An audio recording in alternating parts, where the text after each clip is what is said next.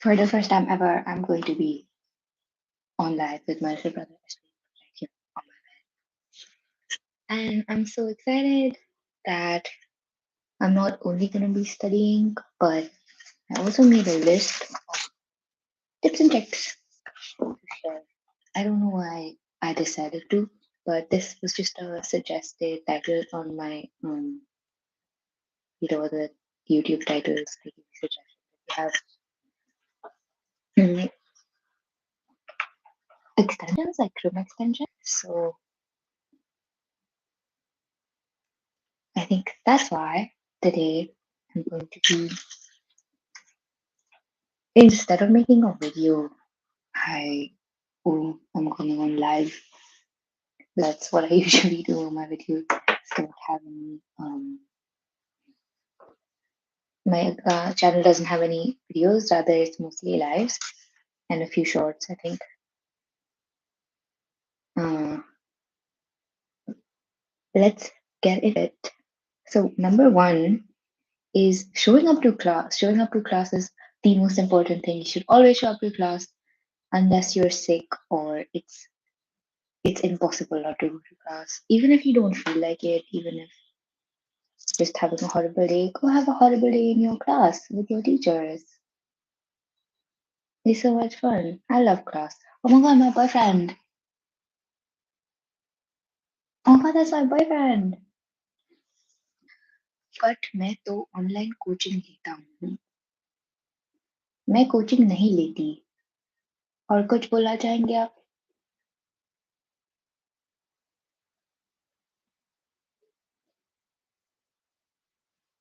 हाँ.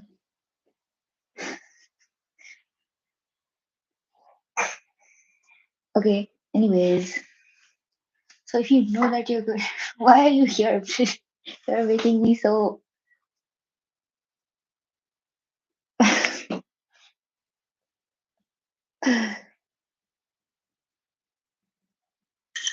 I'll give you tips after I'm done with the script of my video, which I wrote over here. Okay? Okay. Have fun working. Bye bye. Love you.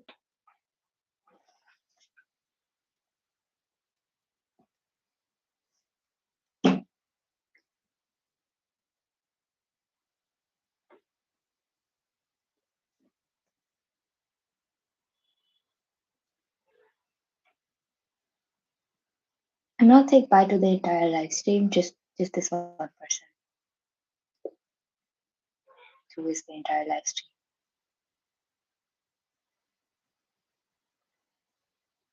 But whatever.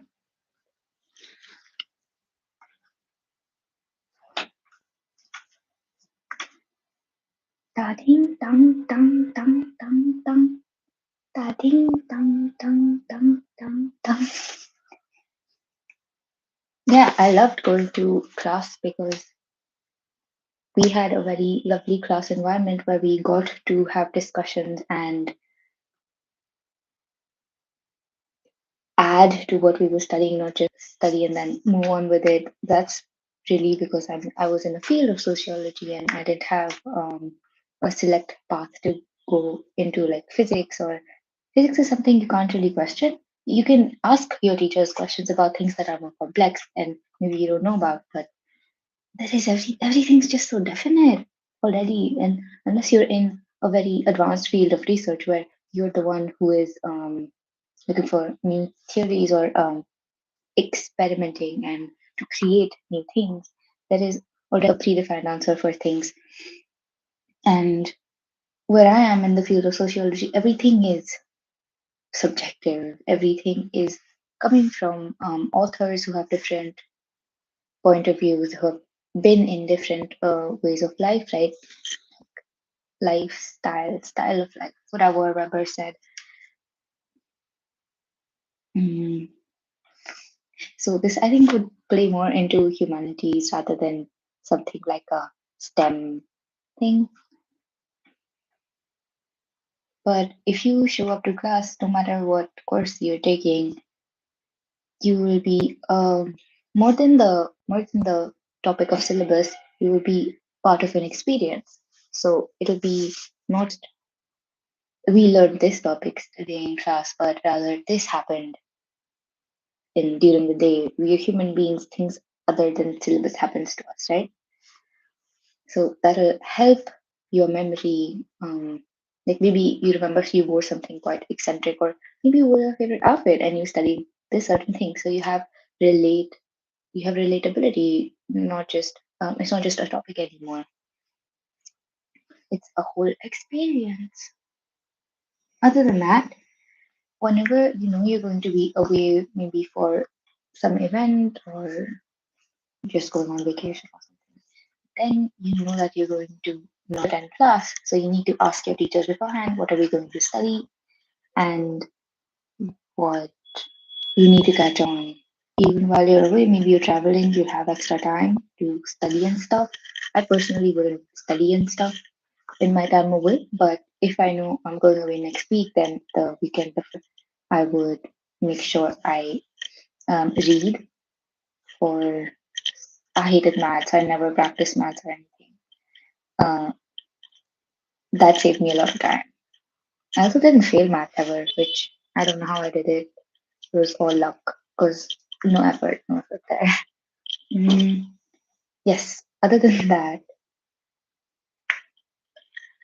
I don't know if me talking about my uh lowest, like my least favorite subject and my performance in it would give me any credibility, but I'm in a field of humanities right now, and what I did in math has nothing to do with how I dealt with sociology. I'm only talking about like how I studied in college. All right,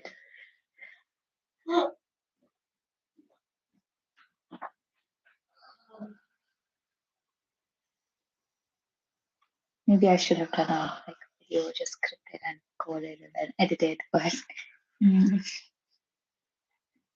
yes, make sure you ask your teachers what you're going to do in the future so that you can prepare beforehand. Ask your classmates about what did happen, what kind of discussions sprang up in class, what you were told to research on, and also make sure you make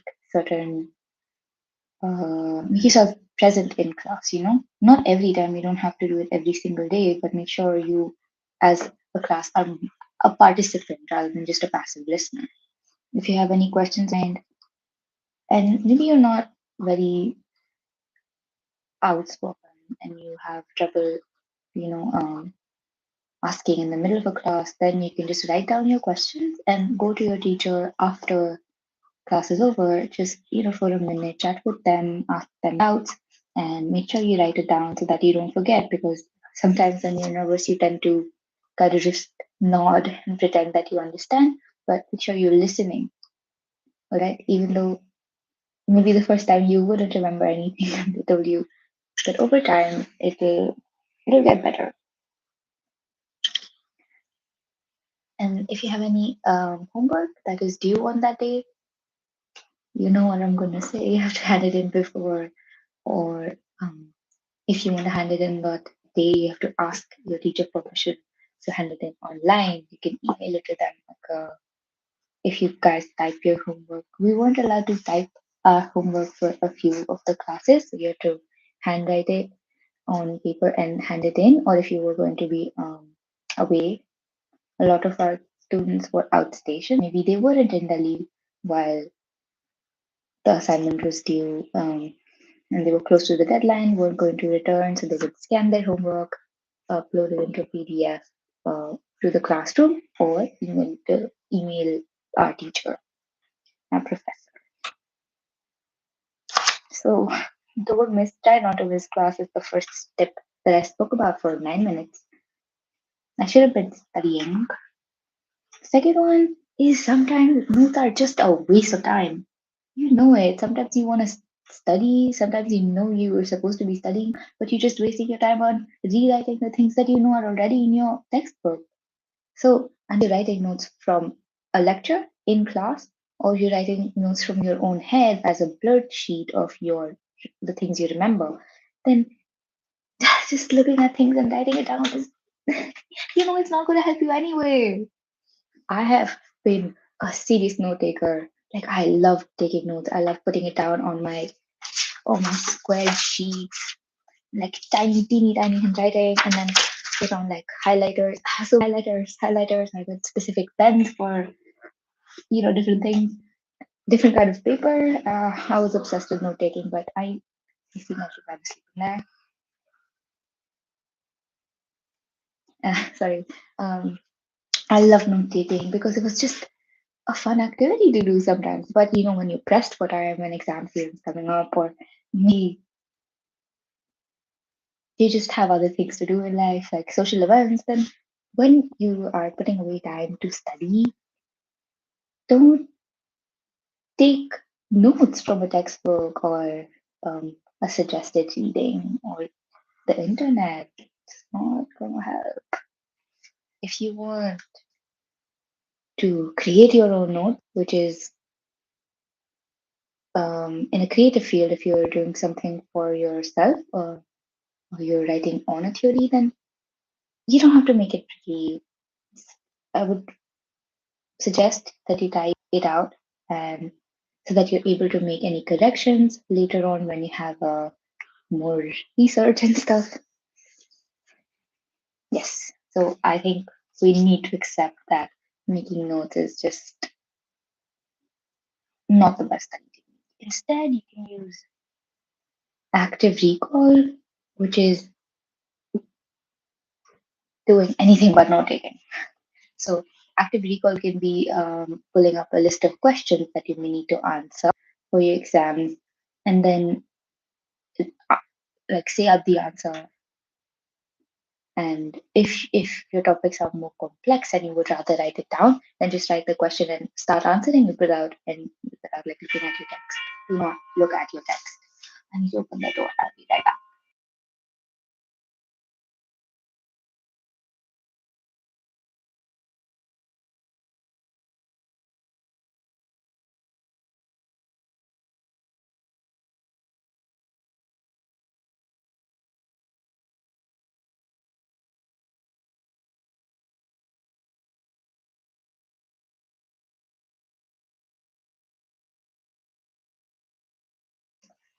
I can't find my other earphone. Where did it go?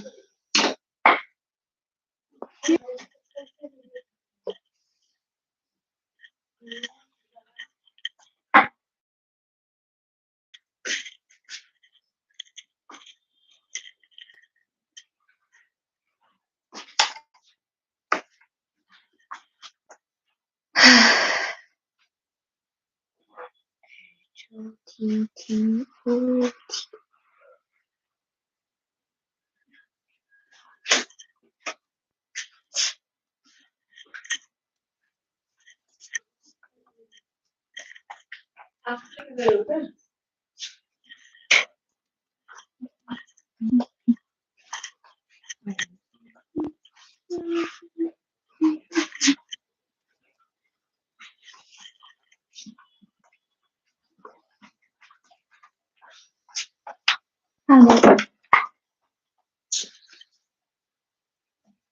Oopsie. Uh, where were we? Yes, using active recall. So answering questions or using flashcards. I'll make flashcards because I think the topic that I study right now is a little bit, it's too superficial to use a flashcard for it. If I use a flashcard, how much is it going to be? And critical thinking is very important. So if you discard that skill, then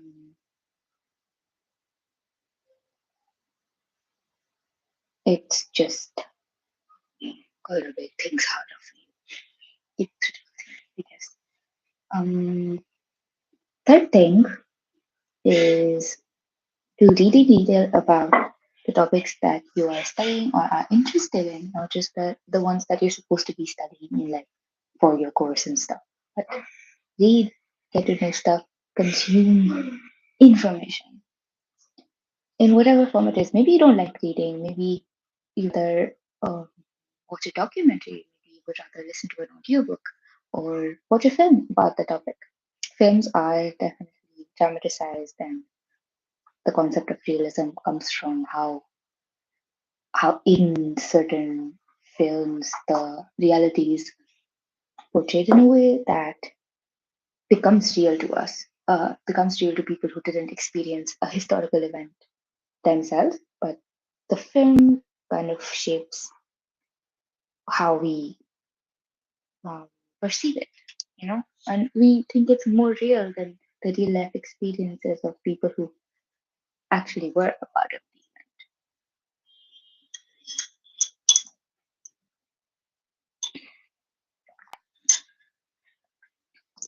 it. It's just leading as the third secret. Oh yeah, the fourth one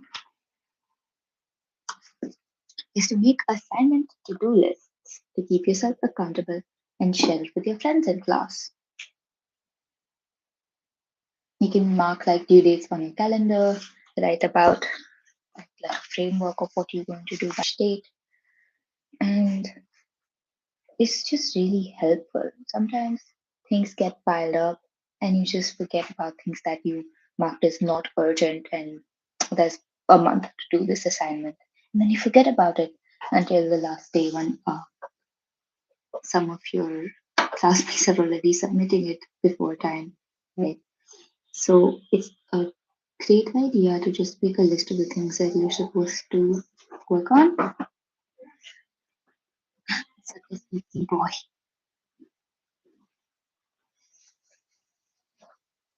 Yeah, make sure you, by the time that the thing is due, you in time, like in due time, before time, in the timeline, whatever timelines you frame, you have all the resources that are necessary. Maybe it's a project that needs to be presented in a certain format, right? If maybe you need citations and you've never done them before, so make sure you know how to do them beforehand, and you're supposed to in the assignment at 12 a.m. and you're just like figuring out how APA works. I think that's the one we use. So that's the only way I know how to cite things. Maybe I should learn the other ones as well. Um, yes, and this will also help your friends around you that go to oopsie.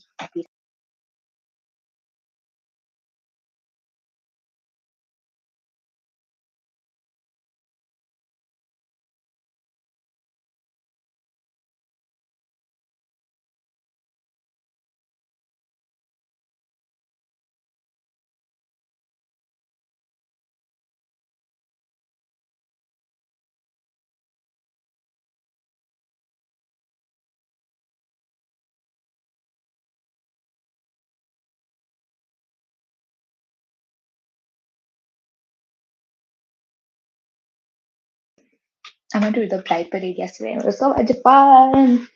Anyways, yeah, and it's also going to help your friends that are in the same class as you to have a list of deadlines, a list of assignments. Maybe someone was sick and they need to catch up, but they could just look at the list and kind of figure out how much they have to do.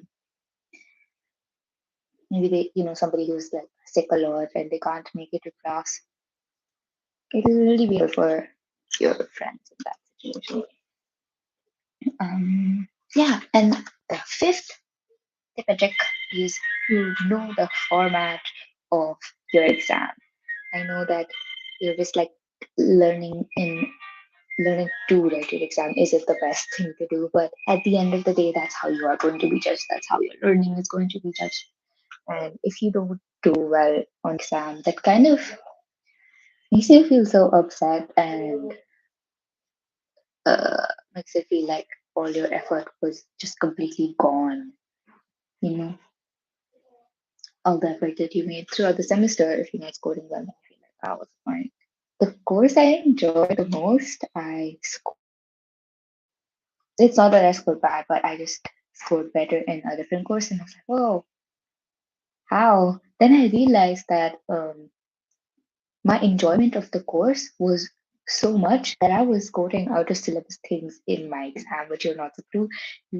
You're supposed to have long answer questions, four of them out of choice of seven. So You answer any four questions, and each of them have equal marks in. Wait, that's a very.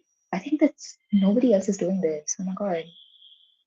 Yeah, my batch was the last batch who had to do these kind of exams. I think I'm not sure. This is how the U still does grading. So we were supposed to write a certain number of pages. No matter what you write in, you have to fulfill that threshold and go forward, which I struggled to do in the first semester. It was quite. I've always been against the bureaucratic system of doing things. So I thought, oh, maybe I can, give really good answers within a shorter length, but you will be marked for smaller if you have shorter answers. It's the ugly truth. And you have to know the rubric of marking. A lot of the times there is not much transparency, but if you go to school still, then you can ask your teachers because they're the ones who will be marking you. You can ask for the rubric or what is expected out of an answer and what kind of a question paper you will be provided. So, how much of the short answer questions, how many of the long answer questions, or like MCQs or fill in the blanks if you guys still have those. I don't know, my little brother has them, fill in the blanks. So, but they are a lot of fun. But those questions papers used to be so challenging. These ones are challenging in a way like boring kind of challenging.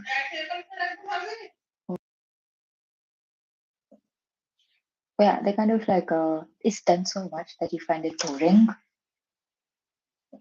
I don't even know if you guys can hear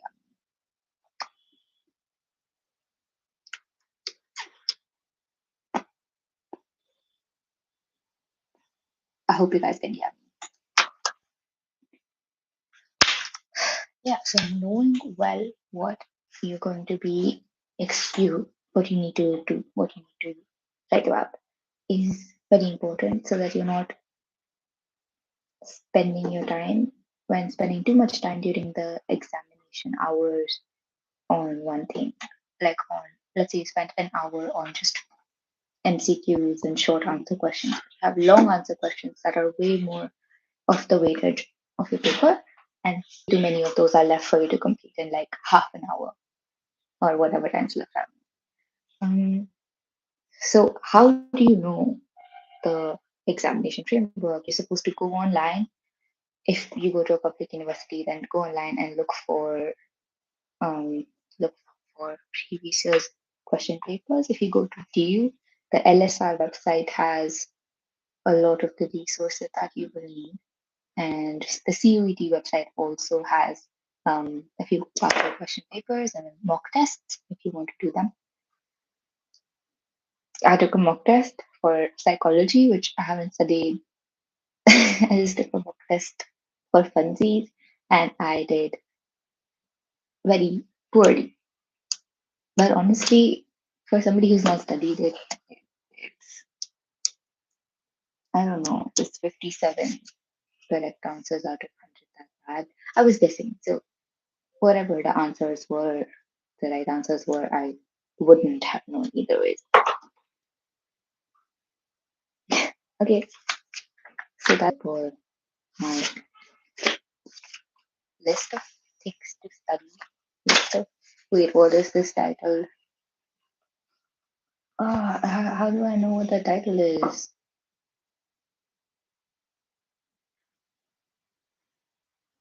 Whatever. Insert title. Yeah, this was the top 5 secrets list of students who are on the top. Now it's time for me to study, which is what you're supposed to do. Reading part 3 of the communist. Reading part 3 of these papers, untitled papers.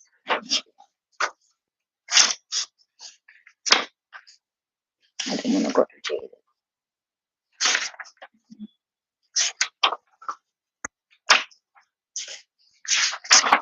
Okay, I read till the of the whatever I was.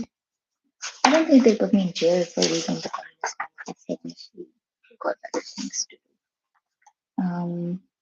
Then on part two of chapter three, chapter two, part two of chapter two, which is it's proletarians and communists.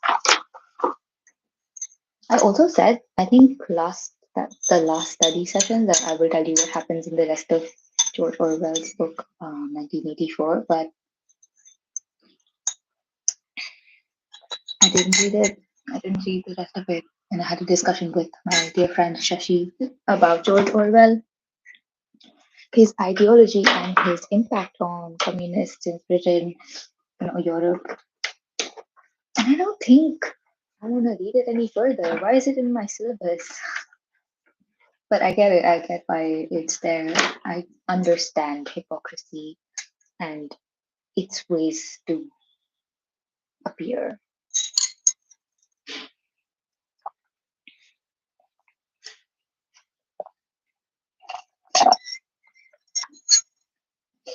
Nice.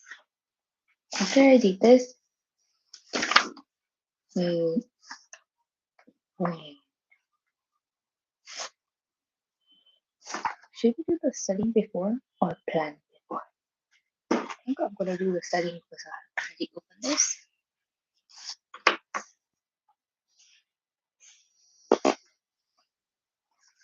You guys want to see? Is this uh an angle that you appreciate? I don't know.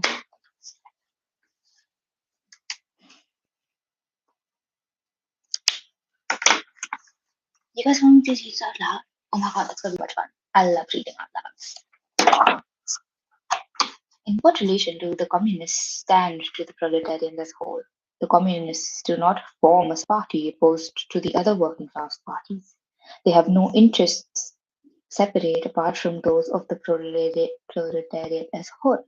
They do not set up any sectarian principles for their own, but which to shape and mold their proletarian movements.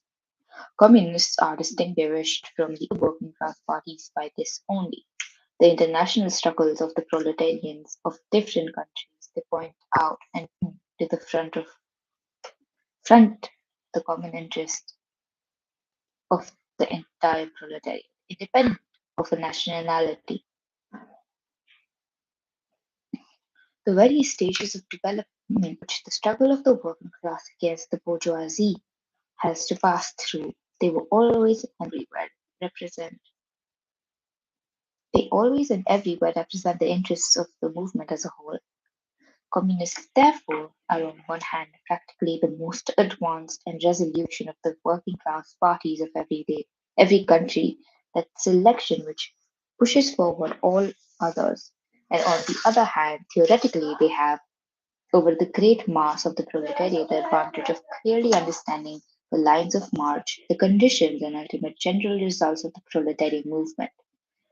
Immediate aims of the communists is the same as that of all the other proletarian parties: formation of the proletariat into a class, overthrow the bourgeoisie supremacy, conquest of the political power by the proletariat. The theoretical conclusions of the communists are in no way based on ideas or principles that have been invented or discovered by this or that would be universal reformer.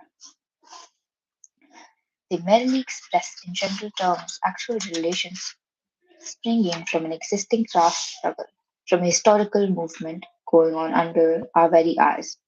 The abolition of existing property relations is not at all a distinctive feature of communism. All property relations in the past have continually been subjected to a historical change consequent upon the change in historical conditions. The French Revolution, for example, abolished feudal property in favor of bourgeois property. The distinguishing feature of communism is not the abolition of property generally, but the abolition of bourgeois property. The modern bourgeois private property is the final and most complete expression of the system of producing and appropriating products. that is, based on class antagonisms and on the exploitation of the many by the few.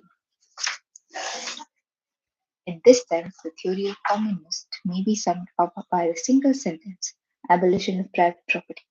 We communists have been reproached with the desire of abolishing the right of personal and acquiring property as the fruit of a man whose own labor, which property is alleged to be the groundwork for all personal freedom, activity, and independence. Hard won, self acquired, self earned property. Do you mean the property of petty artisans of the small peasant? A form of property that preceded the bourgeois form? There is no need to abolish that. The development of industry has to a great extent already destroyed it and is still destroying it daily. Or do you mean the modern bourgeois private property?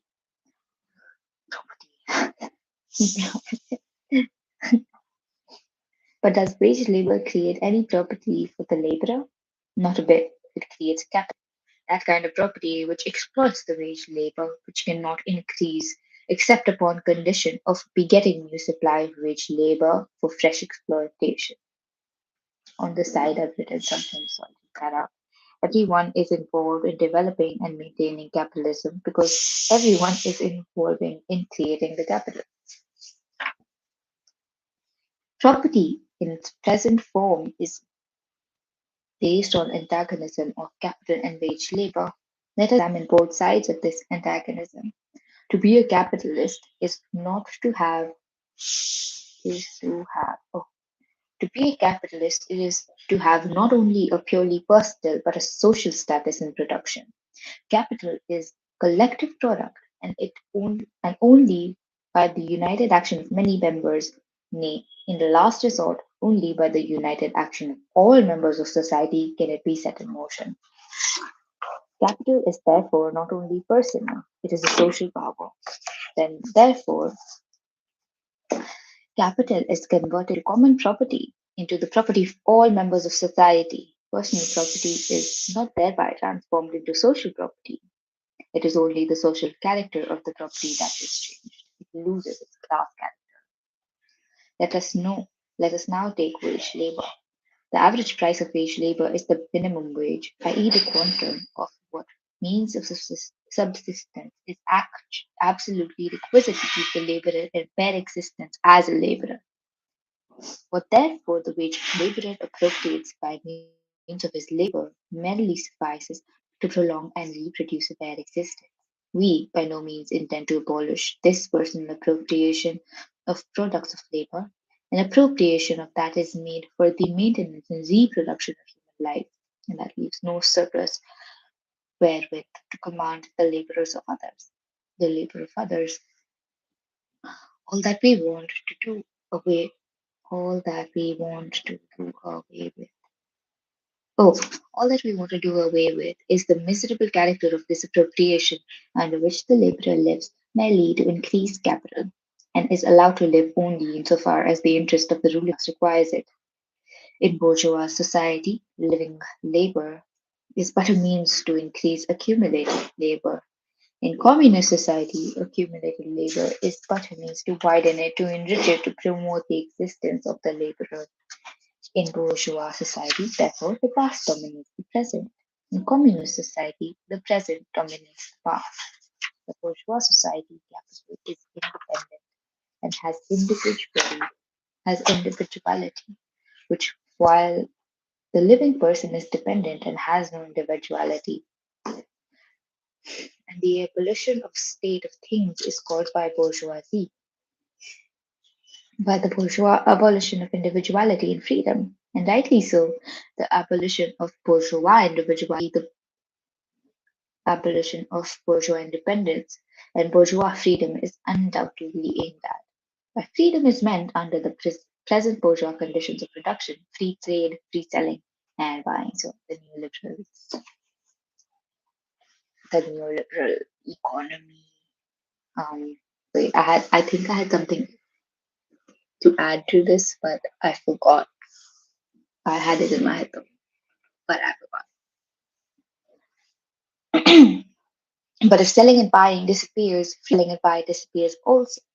This talk about free selling and buying and all other brave words of a bourgeois about freedom in general have meaning, if any, only in contrast with restricted selling and buying with the fettered traders of the Middle Ages, but have no meaning when opposed to the communistic abolition of buying and of the bourgeois conditions of production and of bourgeoisie itself. You are horrified at our intending to do away with private property, but in your existing society, private property is already done away with for 9/10 of the population. Its existence for the is for the uh, is its existence for the few solely due to the non-existence in the hands of those of the 9/10. I didn't get that bit. Let me reread it. You are horrified at our intending to do away with private property, but in your existing society, private property is already done away with for 9/10 of the population. Its existence for the few is solely due to its non existence in hands of those 9/10. Okay, so I guess that means that private property doesn't exist for the proletariat, which is the 9/10, and private property only exists with the bourgeoisie because that the proletariat don't have. Because the proletariats continue to be the have-nots. Here I've written something. Proletariat have been stripped of any private property they own to sustain their livelihoods. Okay, whatever. You reproach us, therefore, in with intending to do away with a form of property the necessary condition for whose existence is the non-existence of any property for the immense majority of society. However, big words I know. Um, in one word, you reproach us with intending to do away with your property precisely. So that is just what we intend. I get it. I mean, I get it, but they get it too. Everyone gets it. Everyone has an opinion on communism, and it comes from their position in society. But sometimes I think of propaganda and how it affects like people in the lower strata and the lowest strata, so the have-nots, the lumpen proletariat. I don't know if it's lumpen or lumpen, but I want to call it lumpen because it sounds cuter. Mm, how propaganda shapes our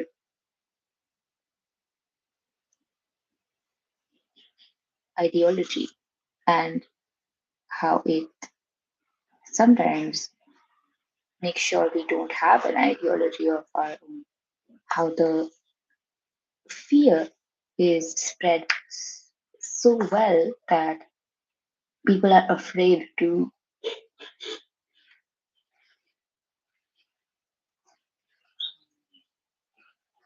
have anything in opposition to the ruling party or the ruling class. And whenever whenever somebody who is from not the elite, someone who is from the lower strata, they talk about communism or thinking about some kind of change to the original structure, it is opposed with a personal jealousy or opposed with the argument that this person is personally jealous rather than the society is absolutely unfair and well, I don't know what to say. Society's always been unfair, right? So people, oh, this is dumber. It's always going to be unfair. Nothing's going to get better. If communism happens, then it's basically dictatorship because that's what happened in the past. And communism is only going to be there on paper. It's not. It's never going to be applicable, and it's impossible because that was a utopia. It is a utopia that is been written about, and utopias don't come to life. But all with all the opposing forces and the strength of capitalism, I used to be hopeful, but I don't think the proletariat revolution is coming. I don't think the rich are gonna stop getting richer ever.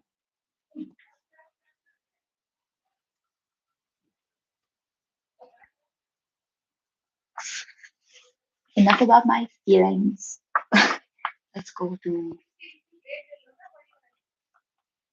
yeah, let's keep reading. I only read like 5 pages in all this time. I don't feel like keeping all that anymore. Blah blah blah.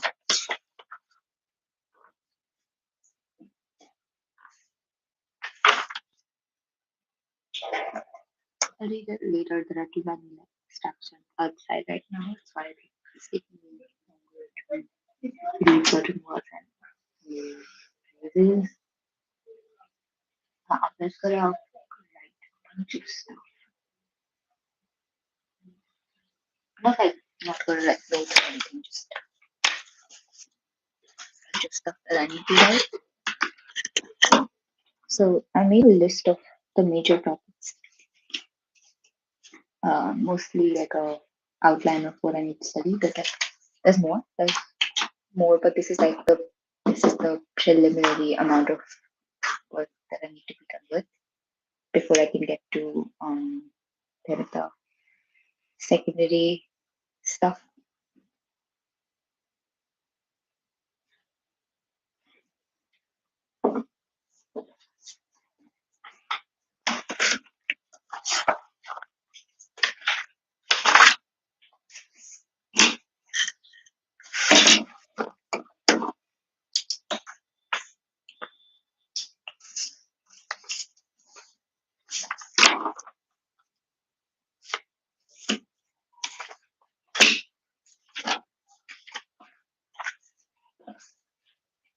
Oh my god, this notebook is so cool. I have to show you.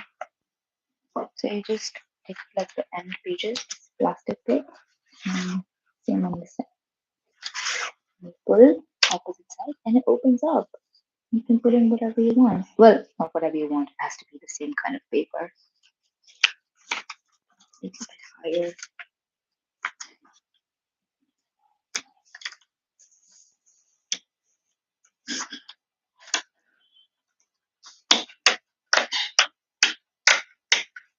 And this is like a different color. I think it's called the B5, and this is from A4 sheet, so it's a bit longer.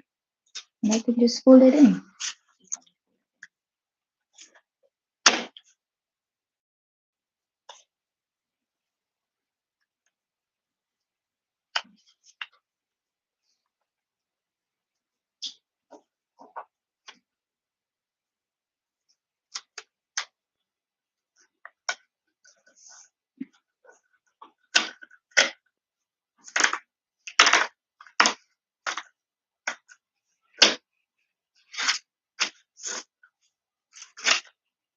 There you go. I actually don't want this part.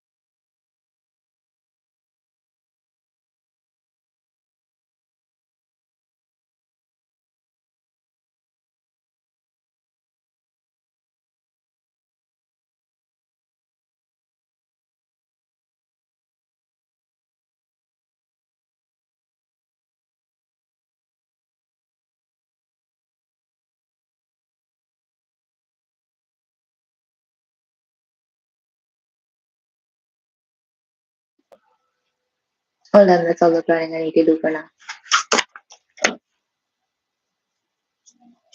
Now I'm gonna finish the super bowl that I was studying last week.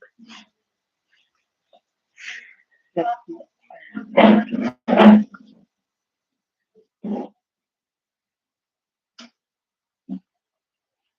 It's like chess day or something.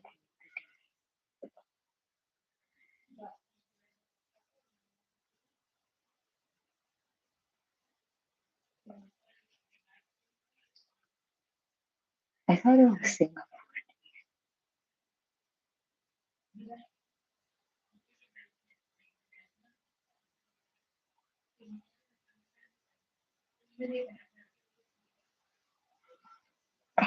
It's so loud.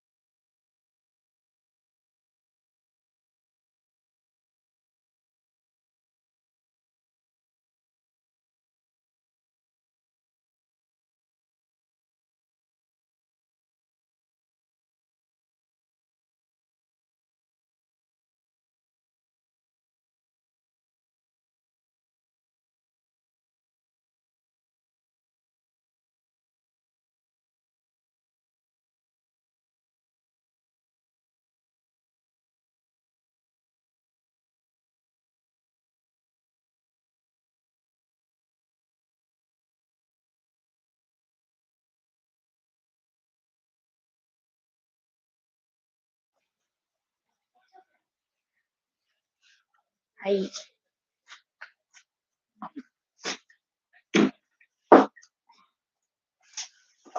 read and I don't like reading on my phone. It makes me feel like sorry.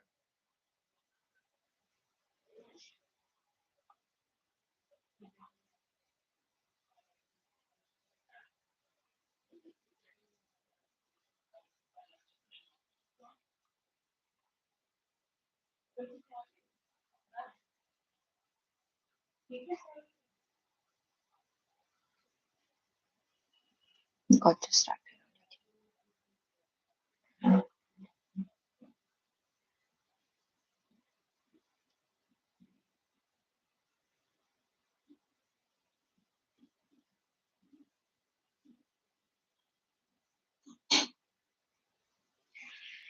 Oh my god, after that vlog for class.